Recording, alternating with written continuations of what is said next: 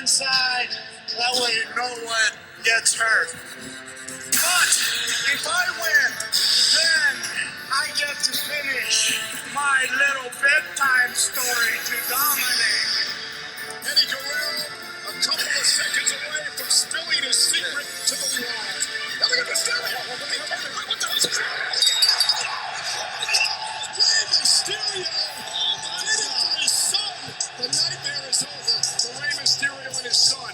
The secret will remain a secret. No one beats me at the end, Ray. And I may have promised to keep my mouth shut, but guess what, Ray? I lied! Dominic, Ray is not your father. I'm your father, Dominic. Is it true, Dad? Is it really true?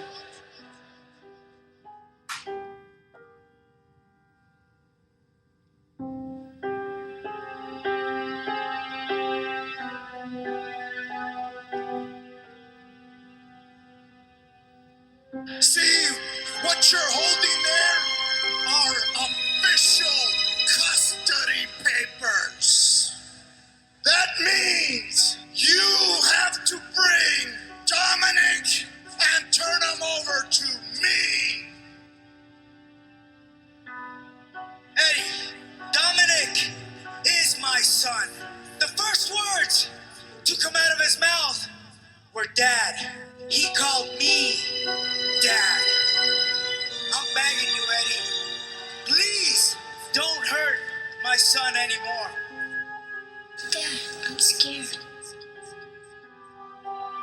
No more words. No more talk. Just give me my son. You've beaten addiction, Eddie. You've beaten the streets. And you've beaten your past. And became WWE champion. But you haven't beaten Rey Mysterio. And if you take Dominic away from me, the only thing Dominic is gonna know about Eddie Guerrero is that he is a chicken. If everybody knows I'm not a chicken, it's you. Then prove it, Eddie. One last time. Me and you at Summerslam for the custody of Dominic. You're on. The future of a child literally hangs in the balance. It is Eddie Guerrero versus Rey Mysterio in a ladder match for the custody of Dominic. I'm gonna climb this ladder for every father that loves his son. You may be his biological father, but after SummerSlam, Dominic, you're gonna come home with his real father. With Papi. And that's me.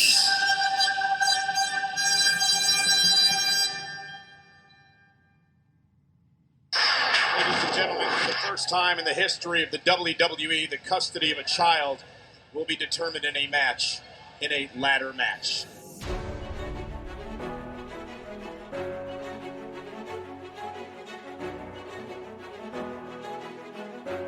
Ladies and gentlemen, pay attention. This is your boy, the Coach, from the WWE. I would like to welcome you to the very first wrestling podcast in the world to take you on a weekly deep dive into classic matches along with legends of the squared circle. Enjoy the discussion. Enjoy the back and forth. There's so much to get into. Ladies and gentlemen, this is the Payoff. It's time for the most famous custody battle in the history of professional wrestling. This is Tom Healy, and as always, I am joined by my co-host, Jeffrey Ryan. Jeff, how the hell are you doing? Thankfully, one of the only custody battles in the history of pro wrestling. But, yeah, so where's this rank all time for you in terms of custody ladder matches? probably top 3, maybe even top 2. You never know. But what a time to be a wrestling fan, my friend. So, we got some crazy wrestling storylines happening even in 2019. But, whether it's today or 2005, this story was just a little nutty itself. So excited to dive into this one. But as always, subscribe to The Payoff. Give us those 5 stars. Spread the word about the show. You can always find us on that social media at Payoff Pod. Tom and I are always on there kind of checking that stuff out. And then lastly, of course, that Patreon, 1 tier, payoffpatreon.com. We got our after show. We throw out that monthly bonus episode to you. Been adding some kind of bonus content as well, too, with some of the big pay-per-views that are happening and then just kind of the big news. And, did a special show with the debuts last week and the season premiere. So check it out, 1 tier, payoffpatreon.com. Tom, what else do you have for those listening? Yeah, as always, a big thank you to our listeners. I always like to remind everyone, if you're new to the show, go back in the archives, check out some of the awesome matches and guests that we've had. We have a good friend of the show, Dennis Gold, on Twitter that likes to rank all of our guests and shows. He's always giving us encouragement and good feedback, and we love his power ranking. So if you want to know where to start, make sure to check that out. But again, check out the archives, support the show, make sure to tell your friends, share it on social media. That's how we continue to grow. It means the world to us, and it's greatly appreciated. Jeff, as always, quickly give everyone a rundown of how we do things here on The Payoff. Real quick, of course, we give you a weekly deep dive into a match every Monday. Then each episode has those 3 parts: the build, the payoff, and the aftermath. What happened before, what happened during, what happened after. Simple stuff. And then, of course, we share those couple of reviews, the write-ups, whatever we can find, just some kind of interesting facts and things like that in the moment and when they were written. And then we give our payoff score. So, Tom, as always, good stuff. We love it. But why did you want to talk about this match? Yeah, so a couple things. First of all, there's just a lot going on in the business. You and I were texting about this as we were doing our research, and it's one of those shows where it's like, well, what direction do we go in, right? I mean, there's just so much happening just in the business in general. Then within this, Eddie and Ray story, there's a lot happening there. We'll get into it, but obviously the tragic timing of Eddie passing isn't far from this. It's Vicky debuting as a quote-unquote performer. Arguably, this is Eddie's last great classic match and angle. And then recently, I was attending Raw in Phoenix, Arizona, and Dominic's sitting ringside and involved in a storyline, and that's 14 plus years later. So a lot of reasons why I really wanted to get into this match and talk about it. And the last thing I'll say is I think that it's better than maybe history remembers it. I mean, to me, this is just one of the best ladder matches, and certainly when you factor in the build up to it. So a lot to talk about in this episode. I'm really excited about this one. Jeff, what about you? Yeah, like you said, our timing here it just kind of worked out perfect. As of recording, we aren't exactly sure, what the payoff is going to be, but we do have Dominic involved in a story again, which I'm convinced he's still Walter's doppelganger, and I know I'm not the only one, but I definitely think it's a thing. So, and we try not to talk too much about the current stuff here, but with him back in the ring for a story, it's really only appropriate for us to talk about the first time he was in the ring. So with that being said, let's get to the build. Ho! It's time for the build.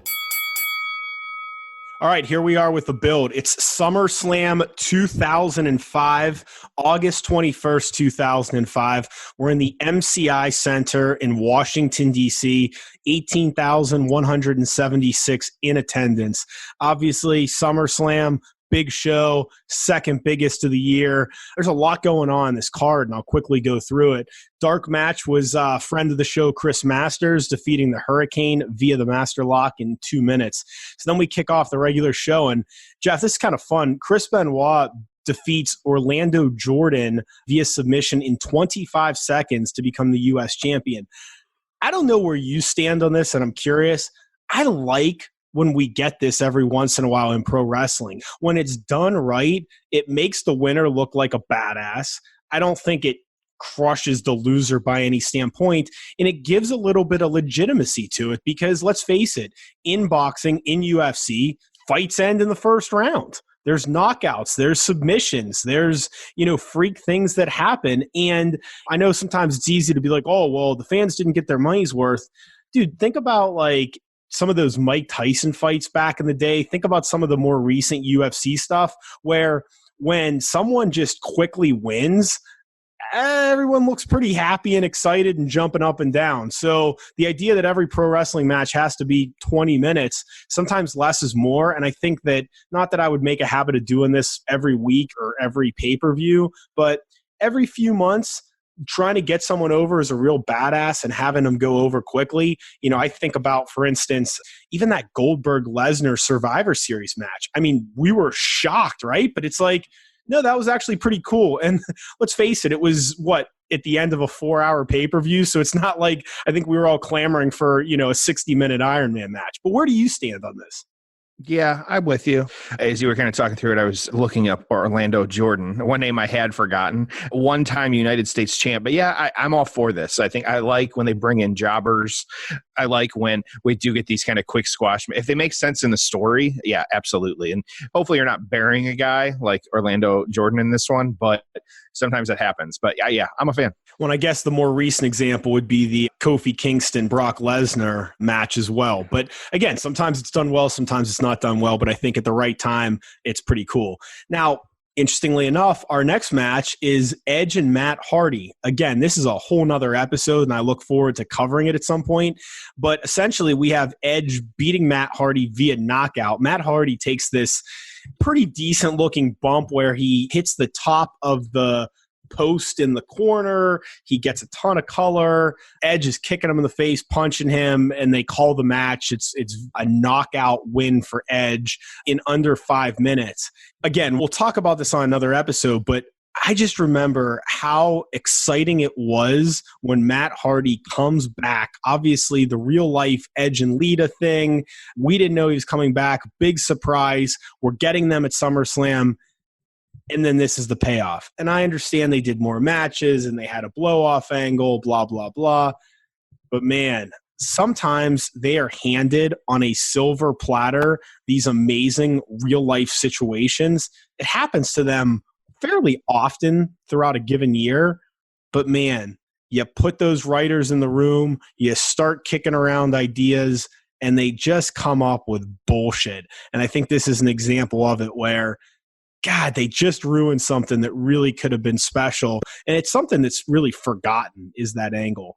The next match we got, so again, just for some perspective, coming off of that match, then we get the match we're here to discuss. Rey Mysterio, Eddie Guerrero, ladder match for custody of Dominic. We'll obviously spend the bulk of the show talking about that match, watching it, and dissecting what happened before and afterwards. So right in the middle of that great SummerSlam show. Now, what do we follow that up with? Oh, just Kurt Angle defeating Eugene. Jeff, I never understood this whole Eugene angle. I don't know why they went there. I don't know what it was supposed to accomplish. You'd say, oh, well, it's okay to have some comedy in wrestling, but he's wrestling Kurt Angle on the biggest show of the year. Yeah. This wasn't some like throwaway thing they did on SmackDown for some laughs. That's fine. There's plenty of comedy in different eras of wrestling. I get it.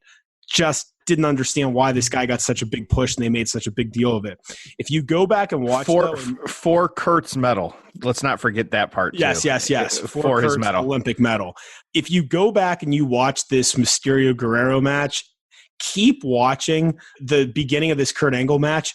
Dude, he is so ripped and jacked up. I mean, he looks like $1 million. I mean, it was just unbelievable. Sometimes I think, again, this last Kurt Angle run we got, obviously he had lost a step. He said his body was arthritic. I mean, it's not a young spring chicken, right? He's been through neck surgeries, but man, I just sometimes forget how good he was.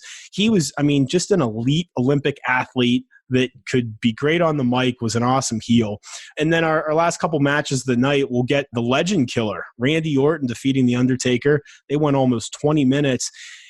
I forgot about this whole legend killer thing. They were just putting him up against everyone, and it was, the big build to The Undertaker. Well, he can't possibly beat The Undertaker. Oh, he sure did.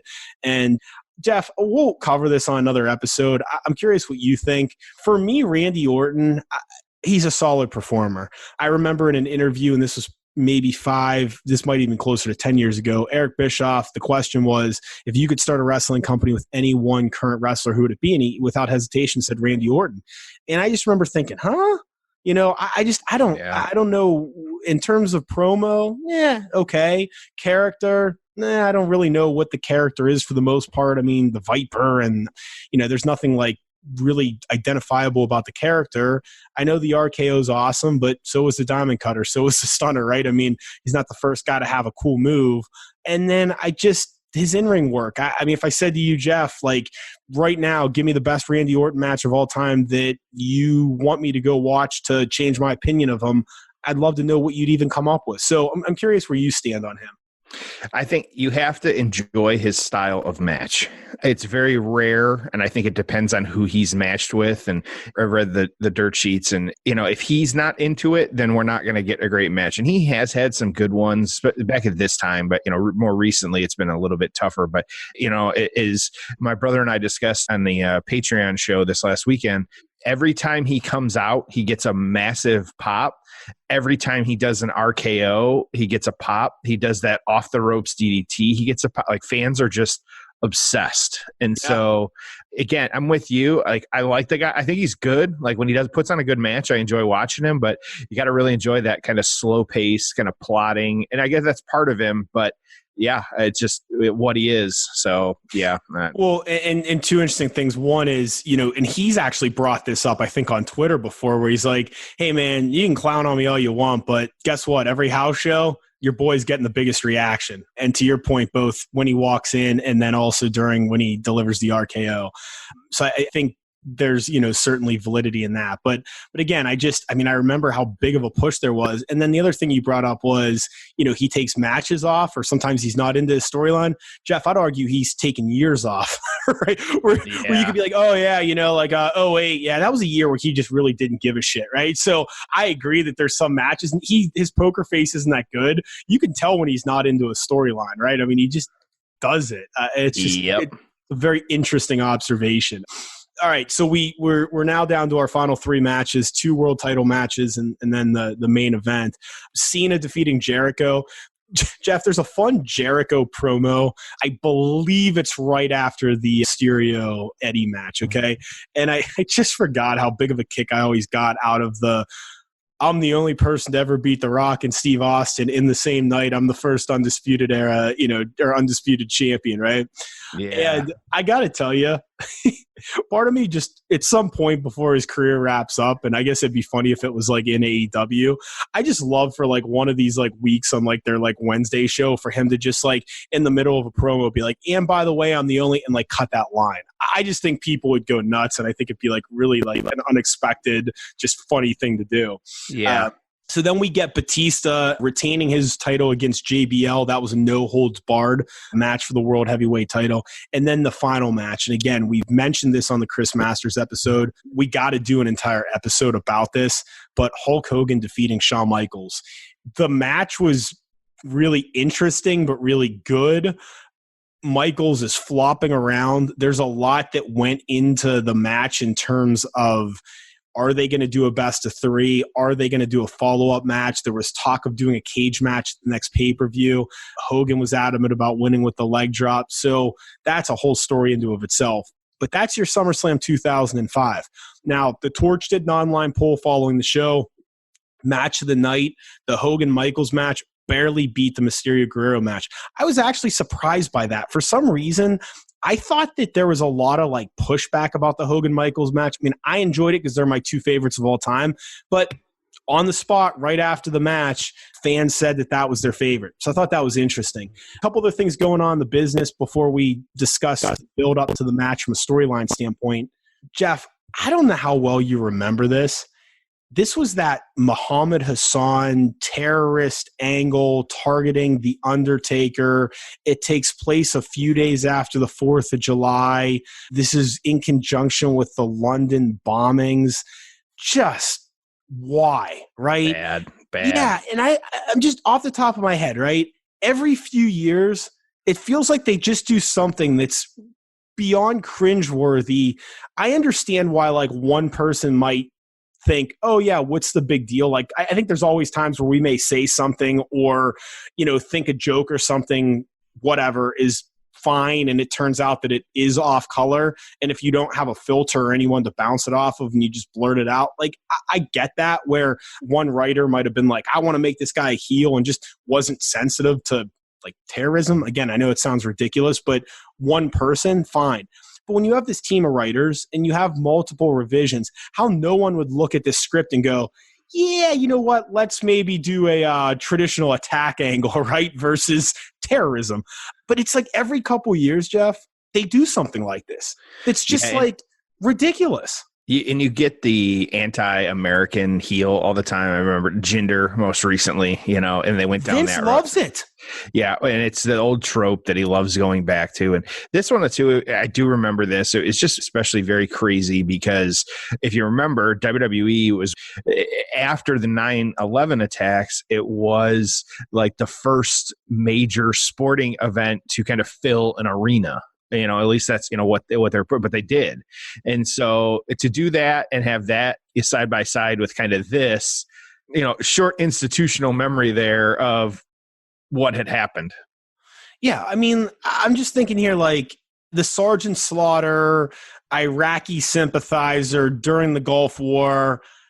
Yeah, probably not the best idea. Okay. Nope. Katie Vick. Steve Austin being crucified. Oh, it's not a cross. It's the Undertaker symbol. Okay, well, the Undertaker symbol is a cross. We could keep rattling these off, but like Vince wants it to be pop culture, entertainment, present it like a sports, be on network TV. You can't do shit like this, right? Like, I mean, you just can't. You can't have it both ways. Again, some of this stuff, I just wonder why. So that's going on. Obviously, that gets axed, and we realize it's not a good idea.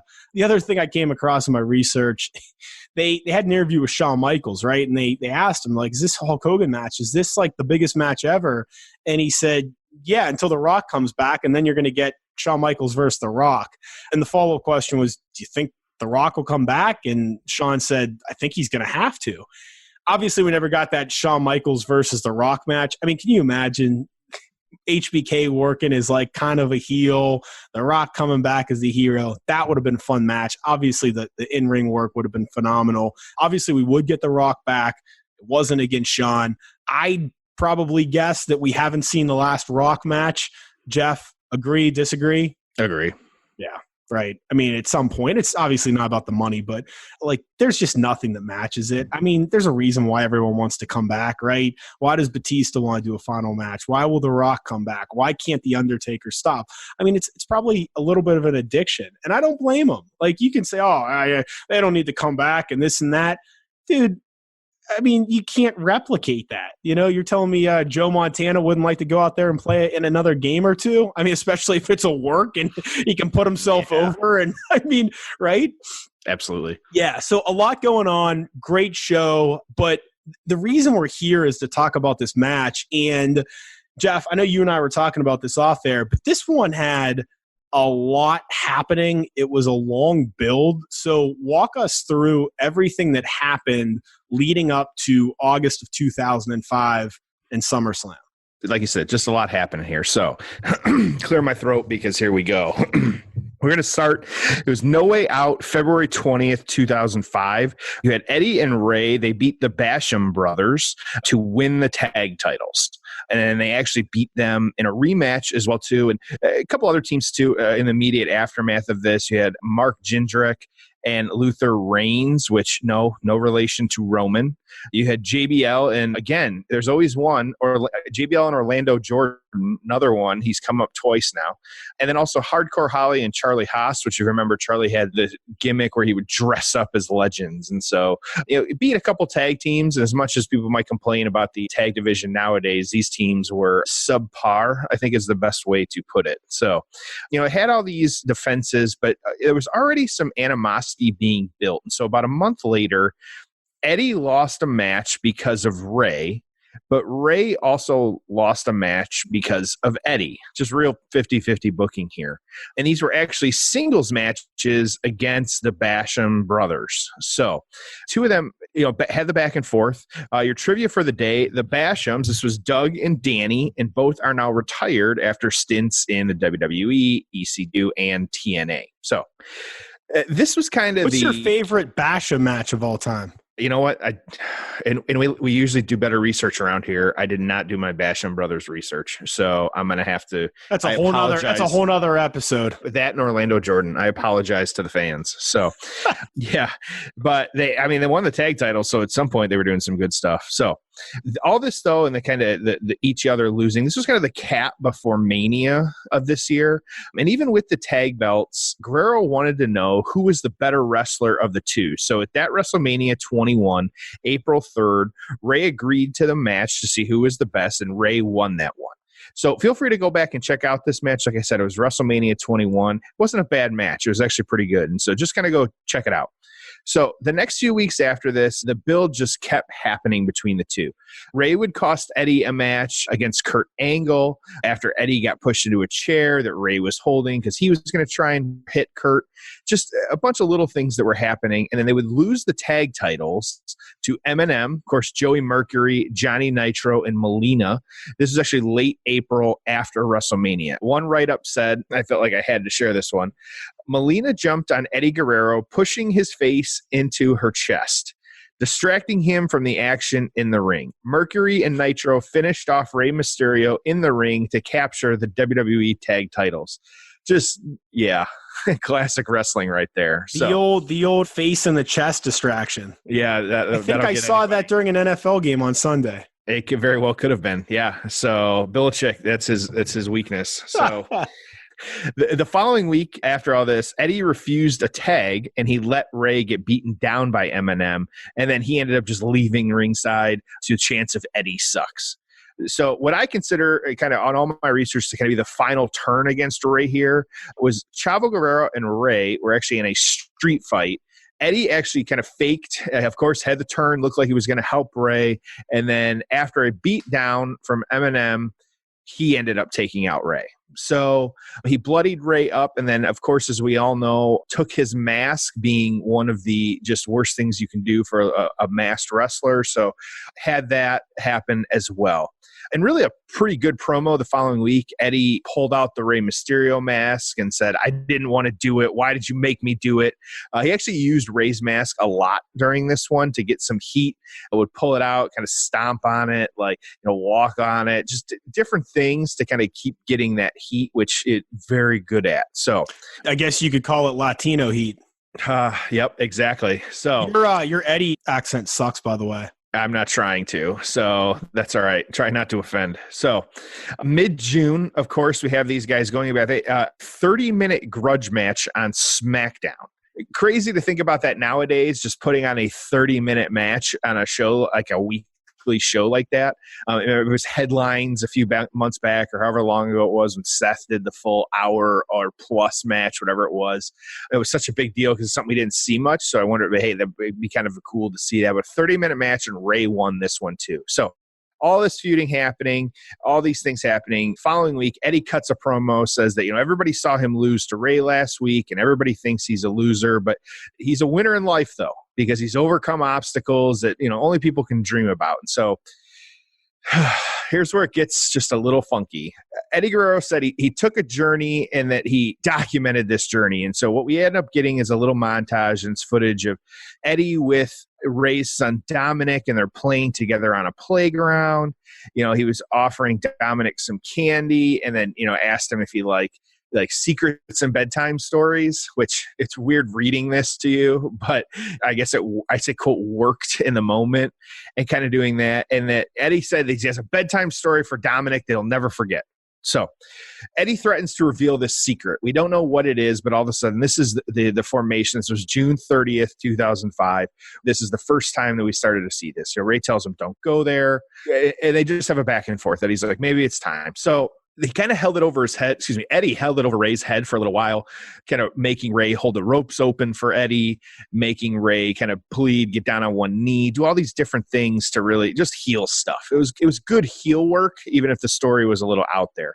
Of course, our guest, Vicky, she starts getting involved in mid-July, really telling Eddie, let it go. Don't get the families involved. It's not appropriate. This was the first time that we really started seeing her at all on television. So now we're at Great American Bash. The stipulation here in the two-headed match was that if Ray beats Eddie, then he will lock the secret inside, never tell anyone, throw the key away.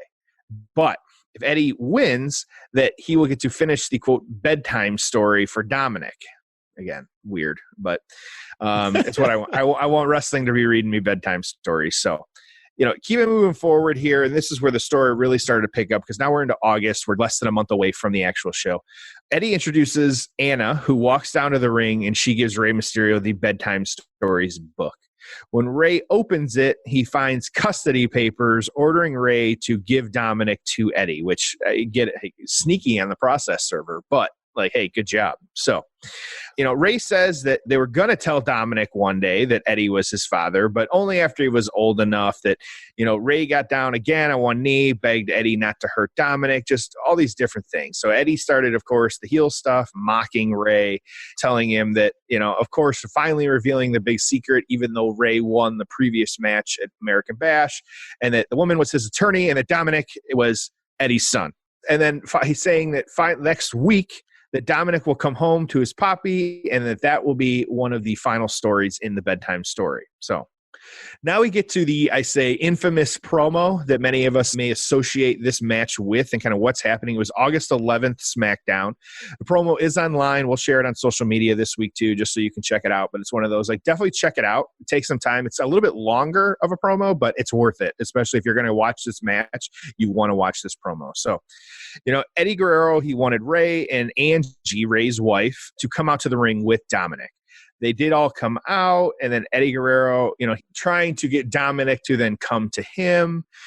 Just all these different things. And the whole time there's a social worker, quote unquote, in the ring watching what was happening. Eddie saying that Ray and Angie were brainwashing Dominic and that Dominic needed to come home to Eddie. Just... yeah, I need to take a breath here because it's just take a breath, drink some water. It's just nutty. There's no, we've got a lot happening here, but they keep having this back and forth. They propose the match at SummerSlam, and the woman, says that these guys are crazy and that this has nothing to do with Dominic, which, yeah, right, got it. But she decides that until they settle their differences, that Dominic should go into foster care because what young wrestling fan doesn't want to see a child get taken away from their parents and put into foster care when they're watching their weekly television program? So that part's a little weird. Well, it's all a little weird, but that part was also weird as well, too. Good to know they all kind of agreed to this ahead of time, but still doesn't make it any less weird when you're sitting here reading this to you guys on a podcast. So, of course, Ray and Angie start crying. Eddie tells Dominic to say goodbye to Uncle Ray and Aunt Angie because he'll come home to Daddy. So, oh, God, I hate that. I hate that word. Just, oh, man, terrible. But we're now less than a week away after this from SummerSlam. Eddie Guerrero comes out to the ring. Of course, there's the briefcase hanging, the ladder in the ring. It says there's only one, of course, as you and I both know, Tom, this is well documented. The only way to settle a custody match is a ladder match. You and I both know that. So decided to have a ladder match then, which I thought it was interesting when, as much as the card's subject to change. At the time, it was a big 4 pay-per-view. We're less than a week away, and this stipulation gets added to the match, which, kind of cool. They knew the match was coming, but just interesting how short term, I guess, we finally got this match. So that was August 18th. We get the stipulation for the ladder match.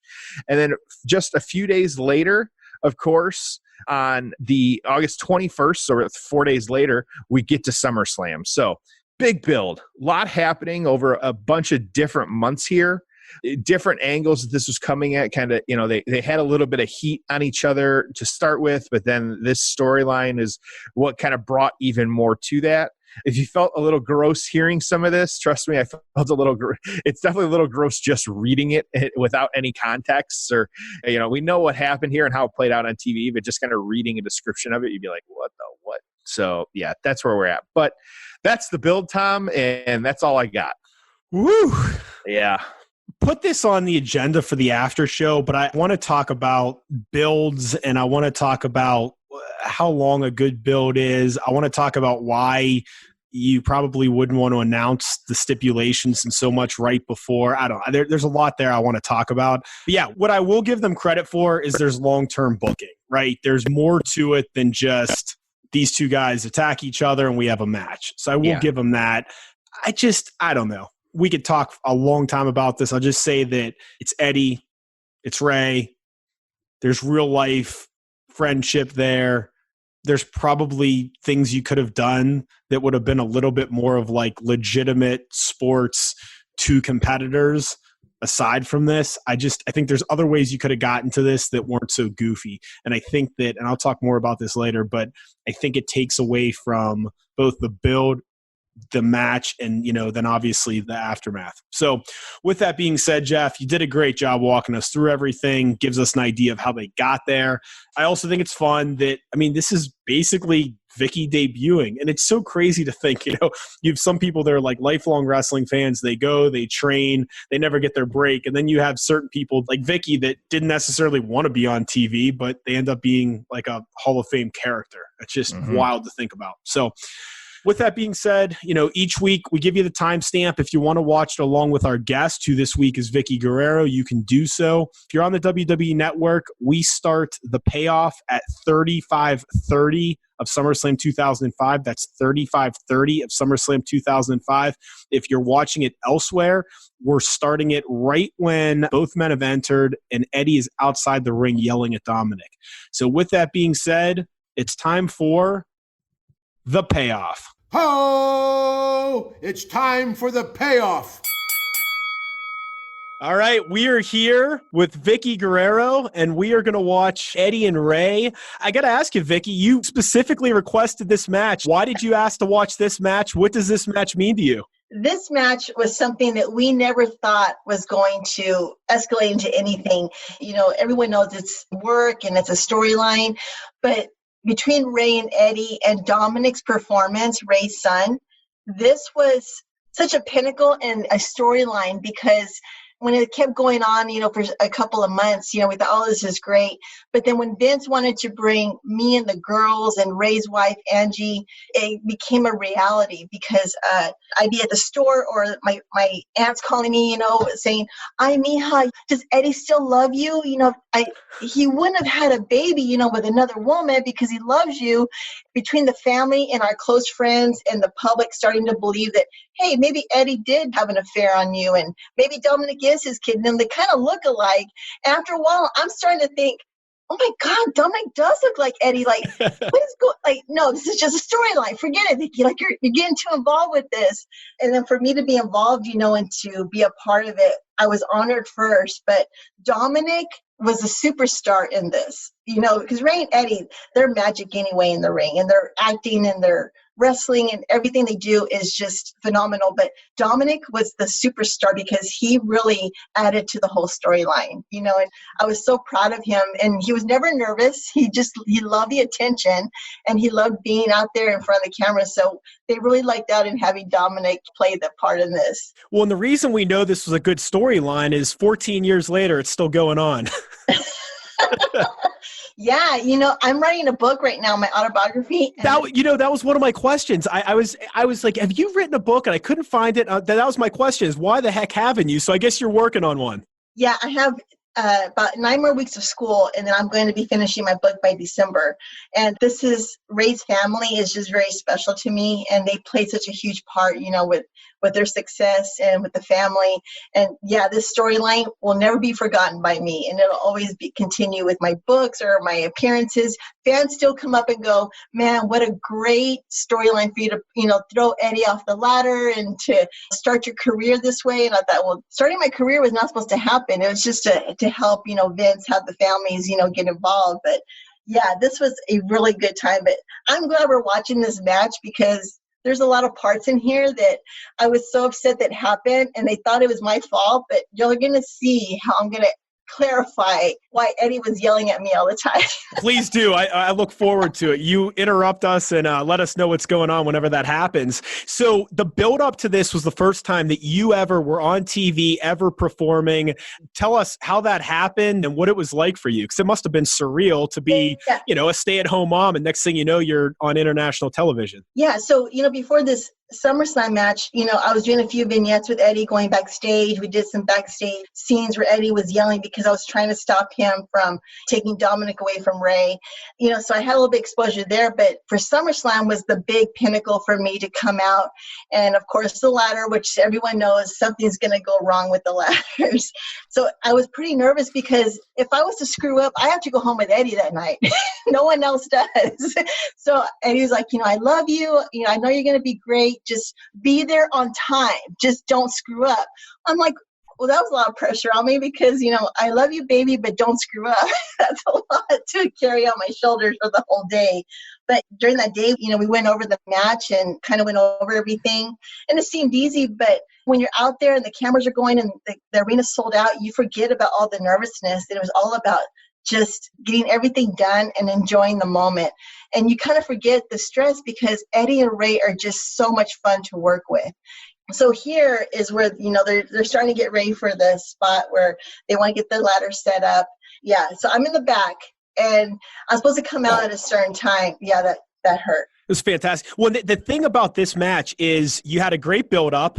The actual psychology of the match is fantastic, and it's a car crash. It's not like some of these ladder matches where there's some good spots, but you don't know why the two guys are in the ring together. I mean, this is about as perfect of a ladder match as you can have because it had all the ingredients. Yeah, and they built it up so great because Eddie was, reading stories to Dominic and manipulating him, from shows before. And Eddie was almost creepy how he kind of, stalked Dominic. And so those weeks previous, the fans were really hating Eddie, for how, of course, he was a cheater and a manipulator. And everybody wanted Ray to get the briefcase. I mean, that was everyone's, outcome they wanted to see. But, Eddie was just really good at this because the fans really thought, Eddie was going to overcome because Ray is now the smaller guy. This is like the David and Goliath where Eddie has, the height and the weight against Ray. And this is where it gets close. And you think that Eddie's going to get it. And they don't show Dominic too much in this video, but Dominic is playing the part where he's just watching Ray like almost lose. And his facials are just amazing. And he had to do it for 20 straight minutes because he doesn't know when the camera's on him. He doesn't know when he's cut. I mean, he just had to act this way. I mean, it's tremendous. So we're just a few months before we lost Eddie, yet he looks in phenomenal shape. He has one of the best matches of his career. Yeah. How was he doing it this time? How were you doing it this time? Did you ever think something like that could happen? Never, Tom. Eddie was running, every morning, going to the gym twice a day, eating, like feeling great. He was taking care of himself like he was supposed to be. Life was good. I mean, we were traveling with him. The girls were involved. They thought they were superstars. So they thought that, they could start, they loved getting paid, for being out there in the ring. Life was amazing. We thought this is a lot of fun. So to think that, you see Eddie now and then to see that, Eddie passed away, that November, only God knows why this happens. Only God knows that his time was coming to an end. I would have never thought because how unfair is it that Eddie has 4 years that he took care of himself. He did all the things he was supposed to do. And now he passes away. Like, that's so, like he did all the work. He was deserving to have a life now. And it just seems unfair, looking back at it. But yeah, I'm in the back and Vince is everyone's with me and they're making sure the time is right, for me to come out. And I'll show you the time. It's not quite yet, but Eddie's timing in a ring is all on Eddie's timing.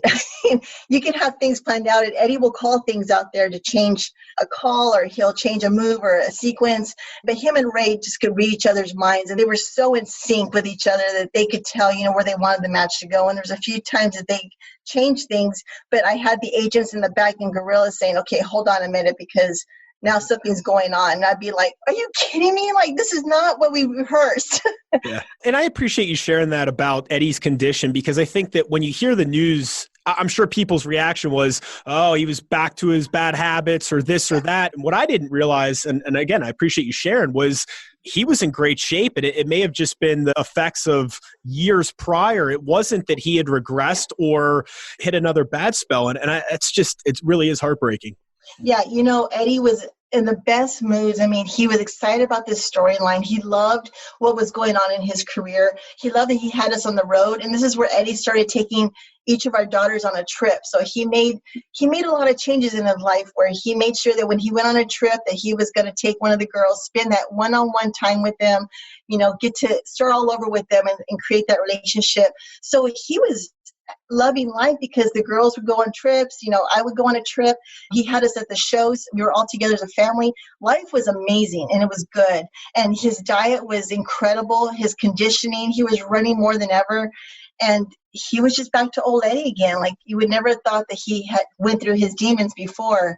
And to work with Ray, he was so grateful and just so appreciative, to work with his brother, because these two are just amazing in the ring together. And then we had the referee, Charles, I love him to death because he was a big part in this match, to make sure that everything was going on time. But I think we even went over on time with this pay-per-view, but Eddie didn't care. He's like, I'm going to go my own time. What did it mean to you when Ray won the title not long after this? I'm always happy for Ray. It's funny you talk about Ray because at the first Royal Rumble for the women, we were both surprised. So when I went to the back, they delivered us to the arena, and we were in a holding room, and I saw Ray, and I'm like, "You're here?" And he goes, "You're here?" So we were both surprises, and I knew that he was going to come back to WWE. So anything he does, I'm always proud, for how he can provide for his family, and his health is amazing, and he deserves everything that that God wants to bless him with. Well, and he really hasn't lost a step. A month ago, you watch him in this match, you think that they were back-to-back months. I mean, especially for his style, that's pretty impressive. Oh my gosh. All the surgeries he's had, you would think that he's never had one because of how he moves. I mean, he's just so fluent and just everything looks natural. And, they both put their bodies on the line, and they both just give each other, that 100%. And they have that Mexican style of wrestling where it's incredible how the things that they do, you don't see that a lot in the wrestling these days. We grew up with Ray in Mexico City when Eddie and I moved there, so Eddie could train and get to know the Mexican market and the wrestling over there. And Ray's a big part of our family. We knew him when he was shorter and younger. So he's only grown to have his family and the kids. So it's great to have us grow up together. Is there someone you wish you would have saw Eddie wrestle that you didn't get a chance to? Gosh, that's hard to say because the people he wanted to work with, he loved. I mean, and he was. Look at him. I seen that with the girls. Yeah. Bad luck. I mean, how good is this? The other thing it sticks out as I was thinking about as we're talking here, there were some of those classic lie, cheat, steal finishes where the logistics of pulling it off where the ref didn't see it and he's winking to the crowd. And I mean, that takes a lot of whatever you want to call it, acting skill, comedic timing. Sure. Yeah. This is unbelievable. Yeah. And this is where it's kind of funny because here's the crazy maniac Eddie, and people are like, "Oh no, we don't want Eddie with Dominic anymore because this poor little kid." Oh, this is incredible. The whole story they're telling. Then Dominic, and there's Charles helping Dominic out. Everyone just worked as a great team that night. It was just like magic. I mean, it was so perfect in how everyone just was there at the right timing. But you talk about timing. When Eddie would throw the chair, to the other guy, and Eddie would play dead. That's scary to do, with everyone working in unison, to make that work, but Eddie just helped everyone out. He would give a lot of eye contact, and he always was a perfectionist, but he had everyone shine so much that whatever Eddie did or throw the chair to the other guy, that guy was paying attention, so it was just a big, great play, that Eddie orchestrated everything, and it worked out perfect. Oh, my favorite might have been the one where he slipped out of the boot with the Kurt Angle lock. Yeah, oh my God. I just shake my head sometimes when I see Eddie think of these things and that's where I got some of my things was like take my shoe off and like, use it as a sword, to fight everyone off. And it's all of Eddie's legacy that I had ideas for my cheating and stealing in my matches. And I'm not a wrestler, I wasn't the one doing, the suplexes and everything, but I took a little bit of Eddie every night with me and I used it and said, gosh, I hope that he's proud of me using this little bit of what his magic was. And I learned a lot from Eddie. And I think living with him and watching him in his promos at home was just, I never thought that it was going to be to my benefit. So it's a special gift that he left me without me even knowing about it. I mean, there wasn't a bad minute of this match. I mean, it is just nonstop. The fans are into it. There's the storyline weaved into it without it being, and I hate to say it, I know it's a different era, but I will just say I find it hard to believe that a lot of the current performers could pull off some of the stuff Eddie's doing in terms of the facials. And again, you're watching this as his wife and you're like, wait a second, is that really, I mean, that's how good he was. And I just can't imagine that maybe in the history, I won't even say now, but it's just, this is not easy to do. And oh, by the way, he's one of the better in-ring performers of all time as well on top of that. Yeah, and you see the fans, they're all on their feet. Everyone's just in this, they're just standing up and that just is incredible when you look at that. And I'm in Gorilla looking at, oh my gosh, they have all these fans just waiting for that next move. This is incredible. I love this. Wow. Now, do you think that this little angle you did, is that why they asked you to come in and perform? They had told me when we were working together, like, wow, you can memorize lines and are you nervous? I'm like, no, because I performed before, through cheerleading and dancing. So to entertain in front of people was never anything that was overwhelming to me. This was a little different because there's cameras and live TV and you have a time limit. So this is the part. Yeah, here we go. Where Ray is underneath the ladder and he wasn't supposed to be there. So Eddie's trying to fix him to where Ray's going to stay under there. But of course, it's not working out. So this is where we're coming up to our spot where I'm going to run out. And to go back to Eddie, being the theatrical, character in the faces, I really wish he had a break in getting into the movies because I think he would be such a great actor. And, how John Cena and Dave Bautista have had these opportunities. I just think, man, if he could just only have had that opportunity to be in a feature film, I think he would have been an incredible person, to have that chance to be on the big screen. So this is where Ray's under the ladder. And I was supposed to come out to push Eddie off the ladder. And Gorilla, they're telling me, no, don't go out yet. Wait, because Ray is underneath the ladder and he's not supposed to be there. So he was supposed to push him over right here? Yeah, he was supposed to get him off. So they kind of side swerved a little bit and they had to wait because Ray is not positioned right. So you'll see it's building up. So Ray had to take the ladder, then Eddie had to fall, and then they had to kind of regroup again because Eddie has to be on the ladder for me to come out, and then Ray has to be kicked off out of the way. So you'll see how this comes out. That's interesting about the acting. I never thought about that, but I mean, he probably would have been fantastic. Did you guys, was there a quote unquote retirement plan? I mean, did you have an age in mind? I mean, obviously he's spending a ton of time with the family. He's cleaned himself up. Did you have a number where it was, hey, at this age, we're done. We're out of this business and let's go retire? Or where were you with that?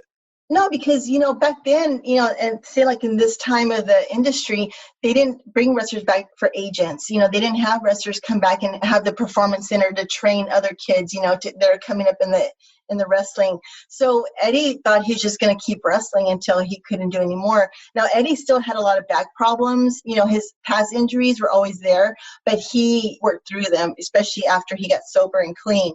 But with this, I wish he would have had those opportunities because you didn't see a lot of wrestlers get into the movies unless it was really rare.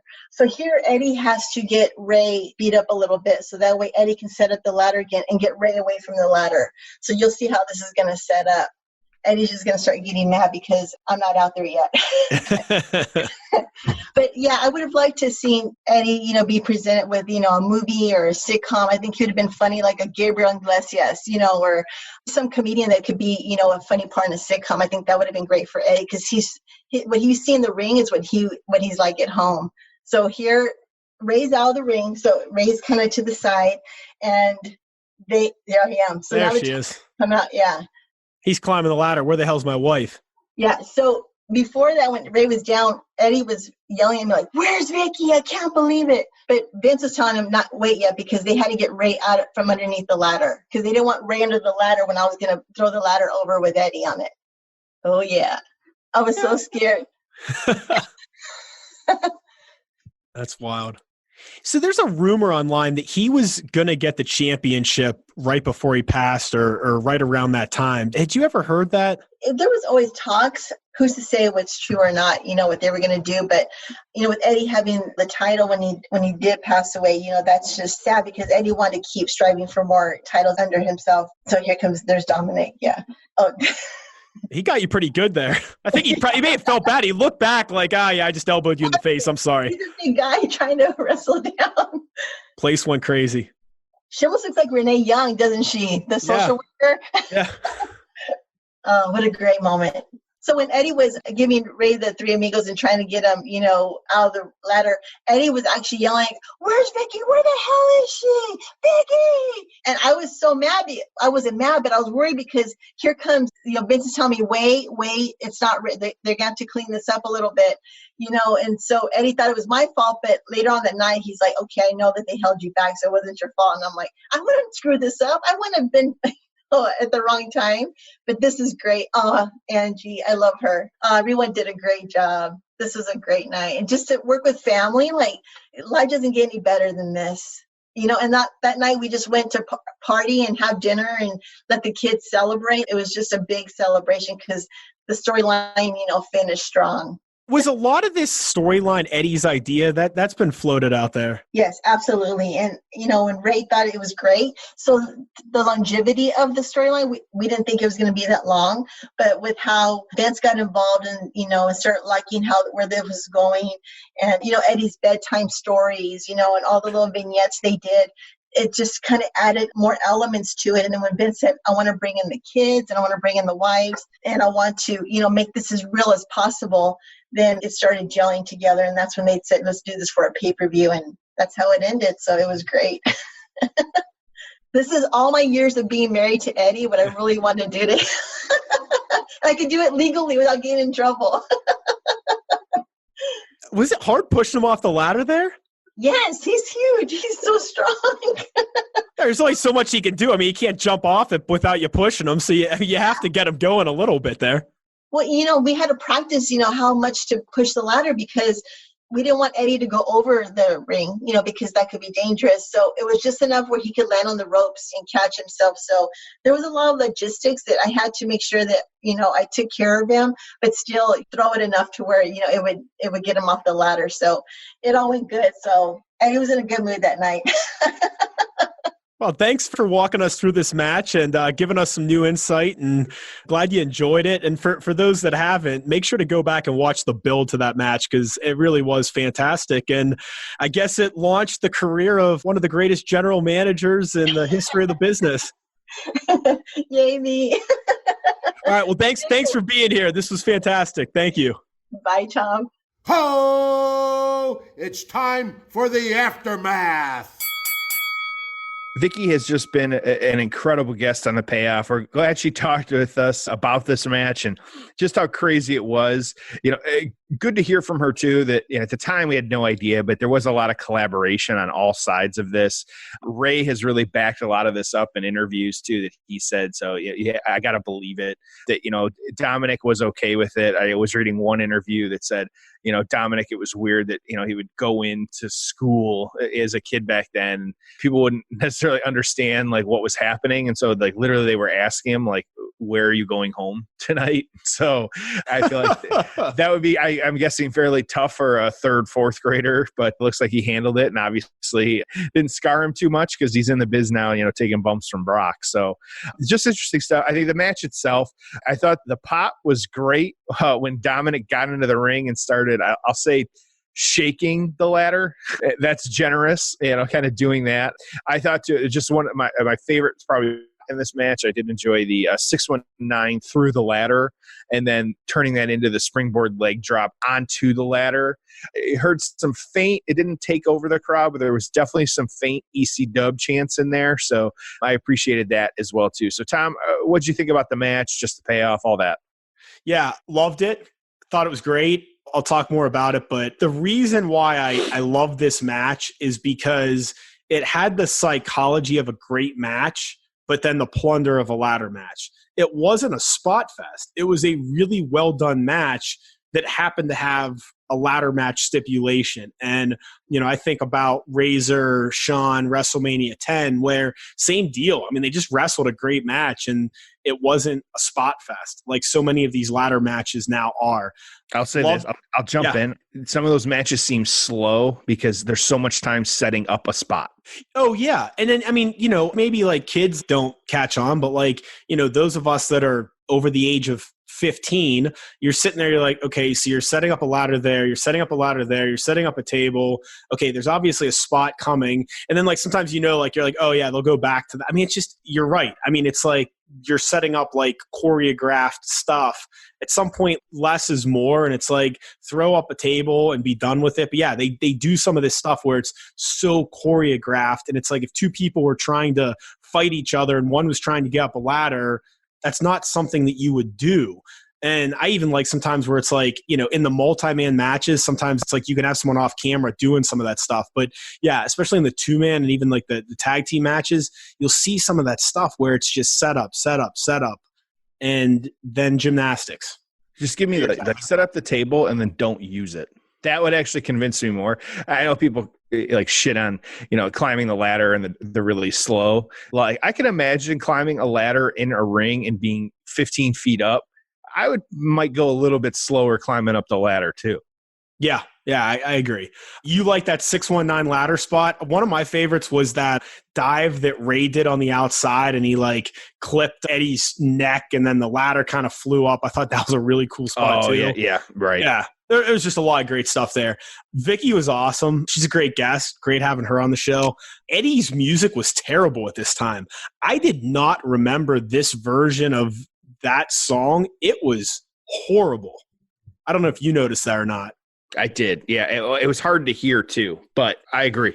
And then you mentioned the ECW chants. I mean, 20 years later, we still hear them, right? Not as often, but you still get those occasional ECW chants. And man, I love it. I think that's just awesome. That's all I have. So let's talk what happened in the aftermath, and then we'll give our payoff scores. Yeah, we'll start with Eddie Guerrero. Of course, just sadly, really 3 months after this, Eddie was found by Chavo Guerrero dead in his hotel room of heart failure. Just, before his time, gone too soon. Just still idolized today for kind of what he brought to the industry.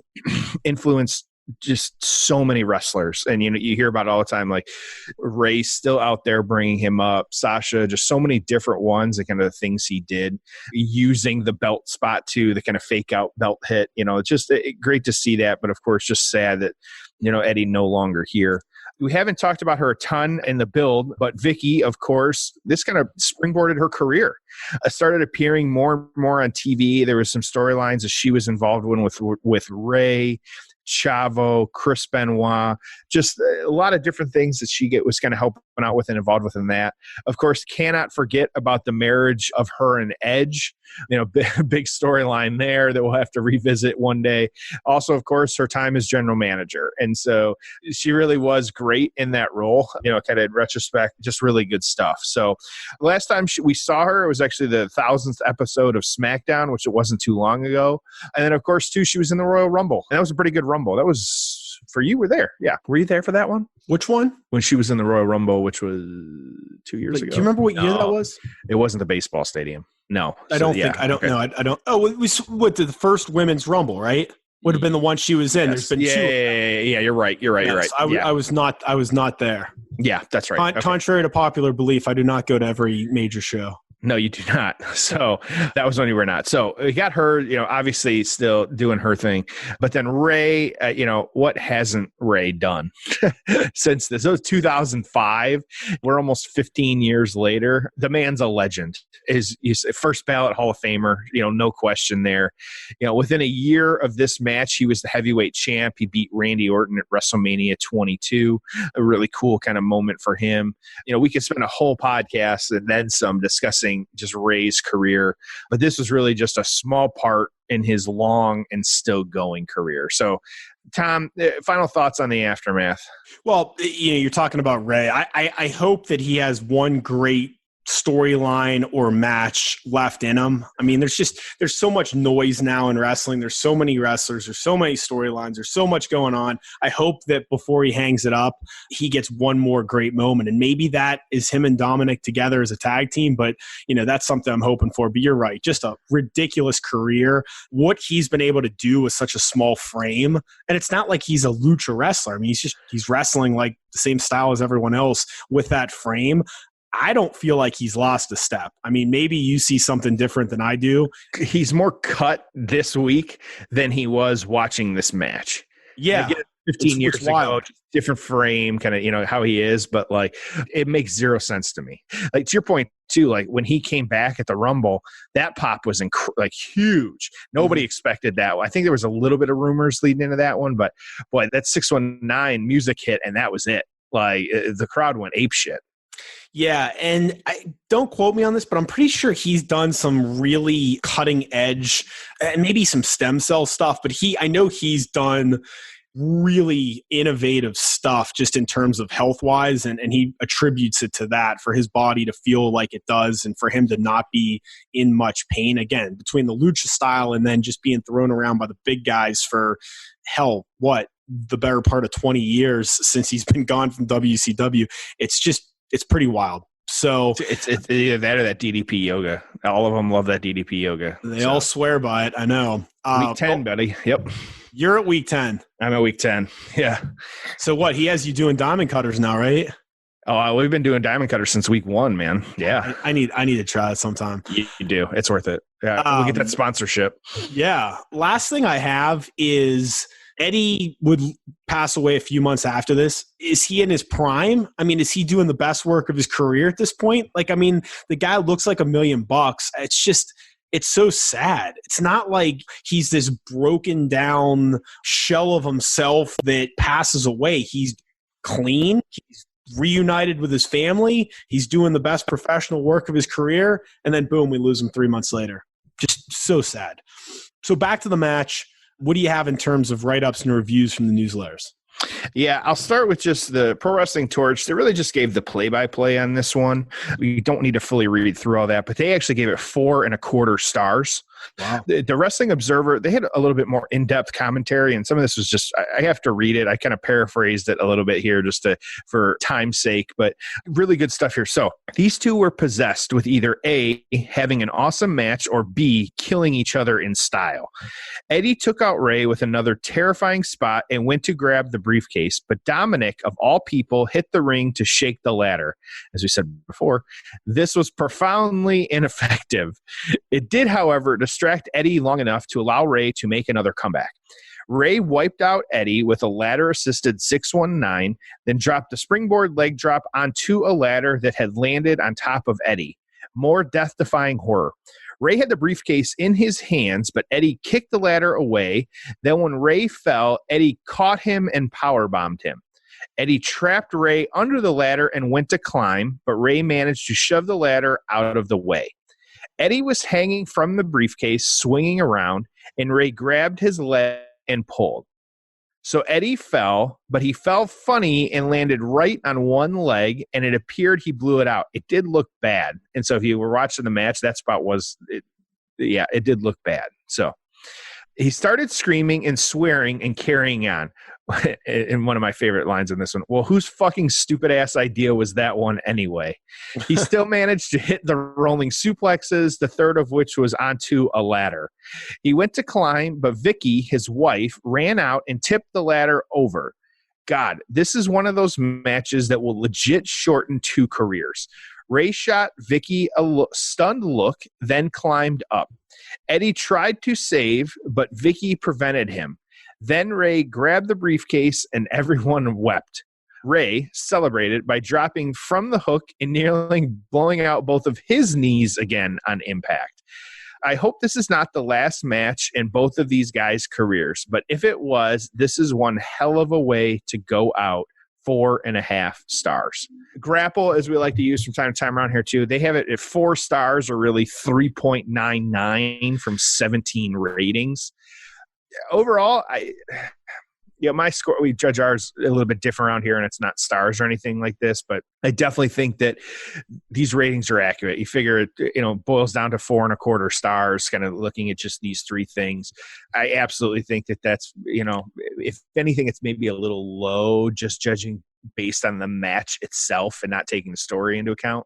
But that was the perspective they have on this one. But yeah, I think it was pretty good. I agree with most of the assessment on this one, though. Tom, what do you got? Same here. Not much to add. I agree. Thought the ratings were appropriate, and I had a similar take on the match. I think the grapple rating's light, saying it's 4 out of 5. I think it's closer to 4.25, 4.5 by those metrics. I will take exception to one line you read, which was Ray grabbed the briefcase and everyone wept. Yeah, I don't know if everyone wept. I mean, this wasn't like a, Macho and Liz reuniting moment or anything like that. But yeah, that's true. Yeah.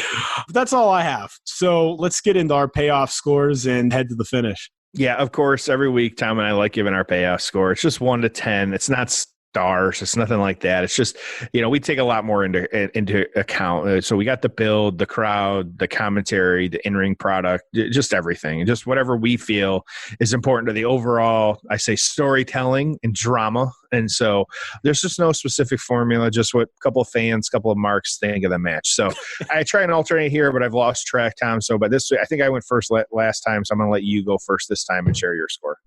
Oh, okay. Put me on the spot. All right. So let's go pros and cons here quickly. The pro is great match, great psychology, fantastic match that happened to be a ladder match versus just a bunch of spots. Okay. So the actual match was fantastic. My issue with this, and what hurts it from being a higher score, is I just thought the storyline, I commend them on the build in terms of the longevity of it and how much time they put into the story. I just thought that it was just stupid and hokey. So if you would have presented this as, I want to find out who the better man is, we've been up and down the road for decades together, our families are friends, but Eddie, I don't like the way that you've acted and the person you've turned into, and I'm going to knock some damn sense into you, and one way or another, we're going to settle this. You do a little bit more of what I would call like a straight up shoot style versus this bullshit writing.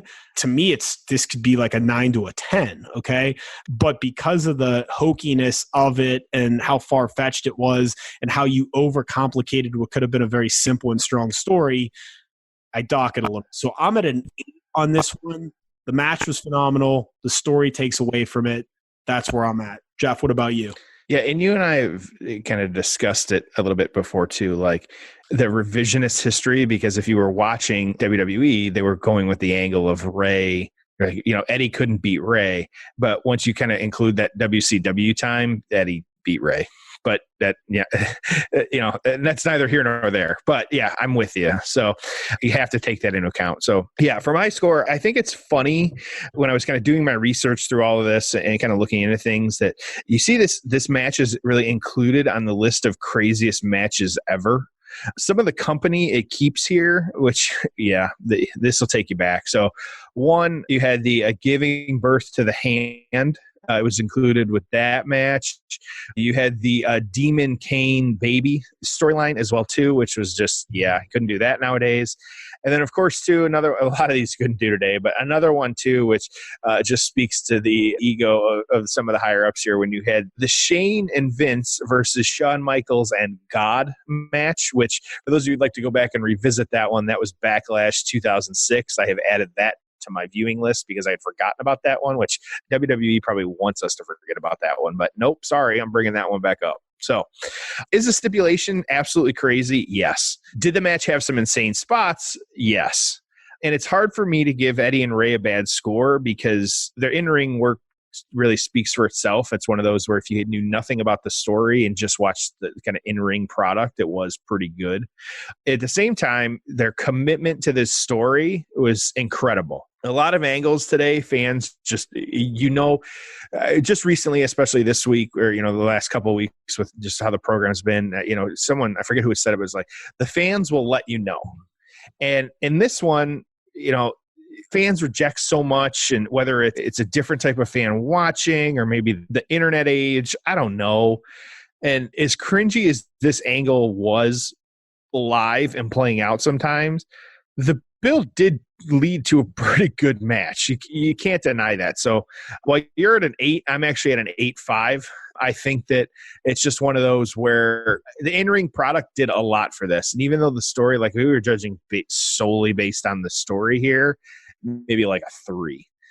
But you have to kind of include everything here and kind of look at it. I actually think that history will be a little bit kinder to this one.